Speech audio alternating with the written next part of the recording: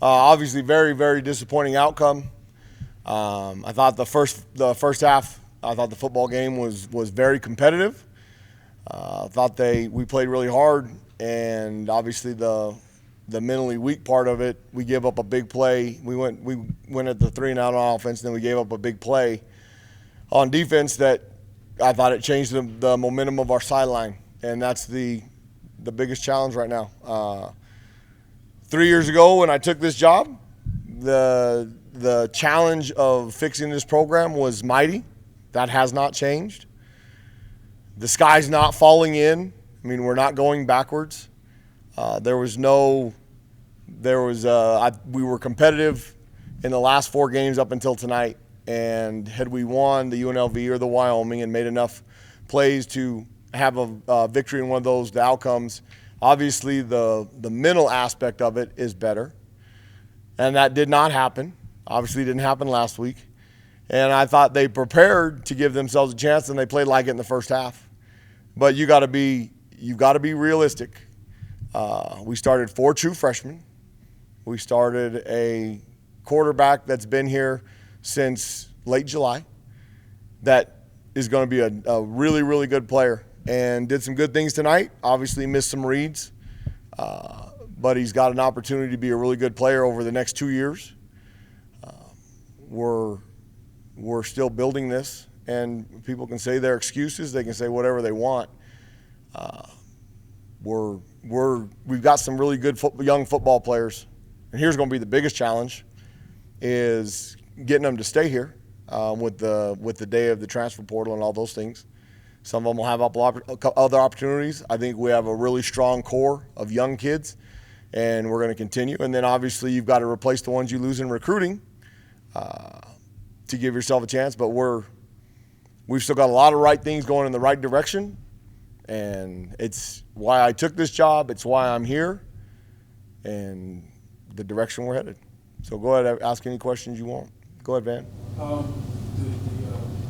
first field goal, instead of getting the touchdown, that was the second. Both of them, I thought both of them were rough. The first one, we had a 3rd and 1. We called an option play, and they made a tackle in the backfield. We pitched it to Sherrod, and they made a tackle in the backfield. Probably should have handed that ball. The second one, Justin had a chance to get in. They knocked him out at the 3-yard line, and then we called a zone read, and the in-man pinch, which he's supposed to pull the ball. They did a nice job scraping over the top. Jaden might have been able to get in there, so we could have – they made a good play. We go backwards. That hurt the momentum significantly because we got the ball. We did a really nice job on the first kickoff return drive to get the first touchdown, and then Luke did a great job with our defense out there. Those guys did a great job blocking to set up good field position, and then we moved the ball right down the field to the 3-yard line, and then we went backward and had to settle for the field goal and made it 10-6. And then we gave up the drive to get him into field goal position, tried to ice him a little bit to make it 13-6, but that's still it's a one-possession ball game. It was exactly what I thought the ball game was going to be. No, A.J. Halsey had 22 tackles. Obviously, there's a catch-22 to that. If he's making 22 tackles, that means our D-line's getting knocked off the ball. And he's making tackles for 5- and 6-yard gains instead of our typical 2- and 3-yard gains.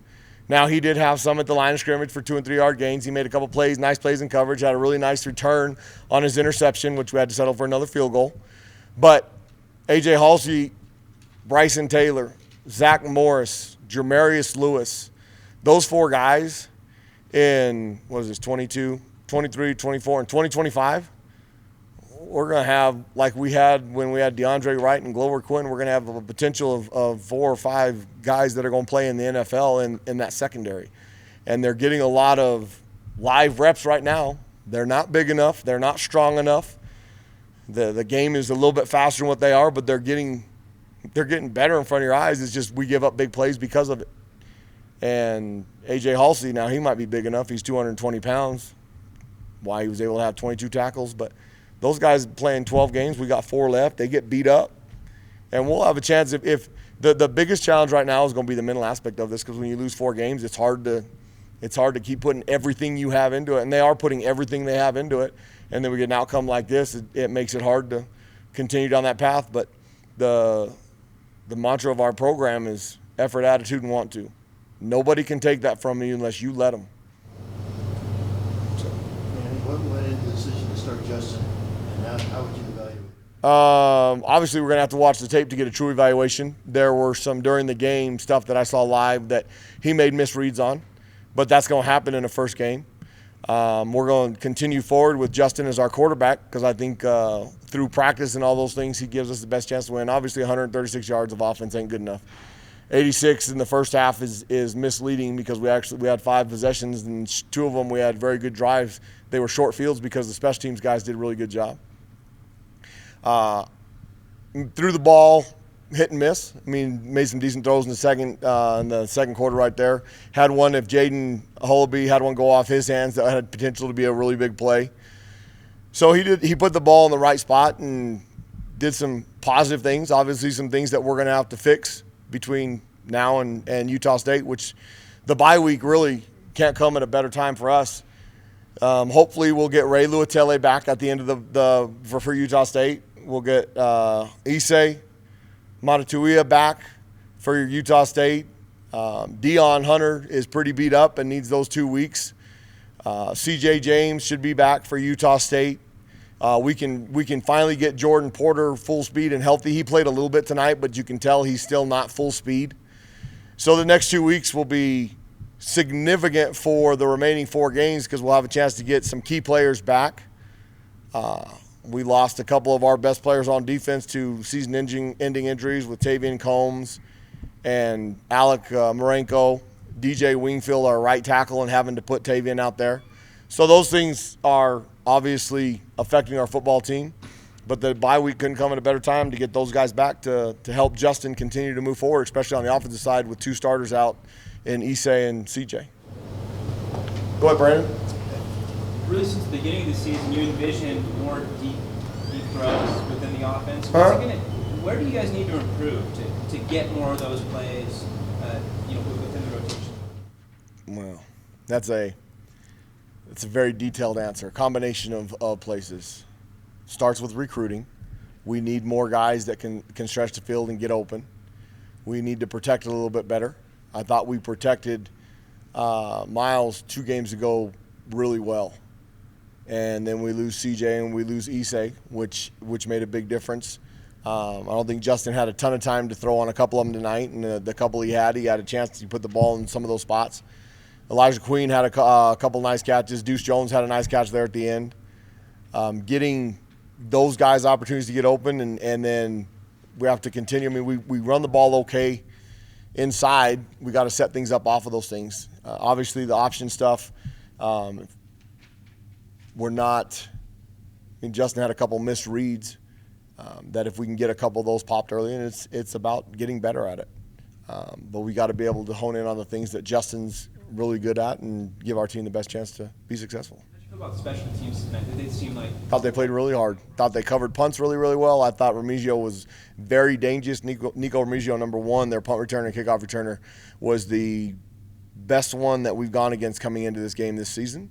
I thought on special teams they played as hard as anybody that we've gone against this season. And I thought that was probably the only aspect of the football game that we had the advantage. I thought we did a really nice job on the return game on both punt and kickoff return. I thought we covered kicks pretty well. I mean, they got the last one out to about the 30. We missed a tackle, and they got it that far. I thought our punt coverage was really, really good, and Aaron hit the ball pretty well, especially into the wind of the fourth quarter. So there's bright spots on that aspect of the special teams because I thought we got our tails whipped last week in it. So the guys on those teams responded to that. During the next 2 weeks, how important is like the self-scouting, self-evaluation aspect of it? On the offensive side, it's significant as anything. Getting into plays and getting out of plays that'll give us the best chance so that we can see. I mean, we changed a couple things this week to give us a chance, and the inside run game stuff, like I said, was okay. But when you get down behind, you can't stick to that because you're just going to milk the clock. I mean, we had, like we talked about, the 2 drives in the first half that kept us in a competitive ball game. We've got to make those touchdowns. If we make them touchdowns, it's 14-13 at halftime instead of 13-6, and both of them had opportunities. So the self-scout stuff to obviously give Justin the best chance and those guys and getting those guys back healthy. I mean, we've got to get better at football. So next week won't be a significant look up for Utah State. It won't be, I mean, if we were playing Air Force in 2 weeks for the defense side of the ball, we'd do nothing but triple option stuff, but we're not. So it's an opportunity for both sides of the ball to go against each other next week. Very similar to a fall camp practice, so that we can get good guys on good guys. Now, the Dion Hunters of the world probably won't practice very much next week because he's really beat up and he's one of our better players on game day. But the A.J. Halseys and Bryson Taylors and Zach Morrises and Jamarius Lewises, they're going to get every rep they can get because they're true freshmen that need to continue to get better. Hey, I'll follow up to that. Over the next 2 weeks, it's going to be necessary to try to figure out why you guys struggled in the third quarter. That started way back against Boise. Obviously, I mean, we came in, we tried to do something different at halftime this week. Obviously, it didn't work because we gave up the big play. And, I mean, we've talked about things because in 1999, we had a very similar third quarter struggle. And we did so much stuff as trying to have video tests at halftime, and we talked about some of those things. I thought we did some things on offense to try and give them some adjustments on offense to try and give them a chance, and we missed we had the very first play of the second half. We gouged them for 8 yards. And in the second half, we missed a block on the tight end edge, and now we're looking at 3rd and long, and we don't convert it, or 3rd and 7, and we don't convert it. So obviously trying to give them chances to both mentally and schematically to be successful in the third quarter is a big deal. It's a good question. It's the first time anybody's asked it all year, and it's been a problem all year. What else? Anybody else got anything? Because I'm open for whatever you want. We've got a long way to go, but we're not. The fight ain't over. I mean, the sky ain't falling in, so don't think.